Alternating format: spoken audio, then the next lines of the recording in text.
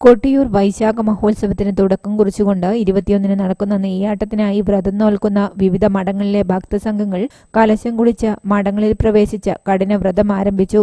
ഇരിട്ടി മേഖലയിലെ കീഴൂർ, മുഴക്കുന്ന്, പാല, വട്ടക്കയം, ചാവശ്ശേരി, തില്ലങ്കേരി, മുരിങ്ങോടി, തിരുവോണപ്പുറം, ആർളം മഠങ്ങളിലെ നെയ്യമൃത് വ്രതക്കാർ ബുധനാഴ്ച രാവിലെ അതാതിടങ്ങളിൽ നടന്ന ചടങ്ങുകളിൽ കലശം കുളിച്ചാണ് കഠിനവ്രതം ആരംഭിച്ചത്. കീഴൂർ മഹാദേവ ക്ഷേത്രത്തോടനുബന്ധിച്ച മഠത്തിൽ മഠം കാരണവർ PR ഉണ്ണികൃഷ്ണൻ നമ്പ്യാരുടെ നേതൃത്വത്തിൽ 14 പേരാണ് വ്രതം നോൽക്കുന്നത്.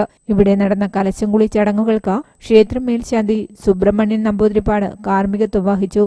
തില്ലങ്കേരി മഠത്തിൽ കാരണവർ വിലങ്ങേരി പത്മനാഭൻ നമ്പ്യാരുടെ നേതൃത്വത്തിൽ 64 പേരാണ് ഇക്കുറി നെയ്യമൃത സംഘത്തിൽ ഉള്ളത്. ഇവർ ബുധനാഴ്ച രാവിലെ കലശം കുളിച്ച് മഠത്തിൽ പ്രവേശിച്ച് കഠിനവ്രതം ആരംഭിച്ചു.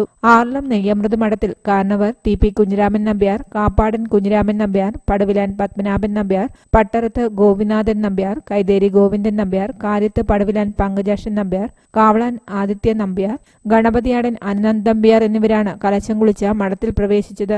വട്ടക്കയം നെയ്യമൃത് മഠത്തിൽ കാരണവർ TK കമലാക്ഷൻ നമ്പ്യാരുടെ നേതൃത്വത്തിൽ കോയാക്കുന്നോൻ Vijayan, Shijith മാവില, P Krishnan, PV Ratheesh, V Biju, Narayanan മാവില, CV Raveendran, PV Kunhiraman, E Babu, PV Sanesh എന്നിവരടങ്ങിയ 12-അംഗ സംഘം മഠത്തിൽ പ്രവേശിച്ചു. ചാവശ്ശേരി മഠത്തിൽ EM കുഞ്ഞികൃഷ്ണൻ നമ്പ്യാരുടെ നേതൃത്വത്തിലുള്ള 13 സംഘവും മഠത്തിൽ പ്രവേശിച്ചു.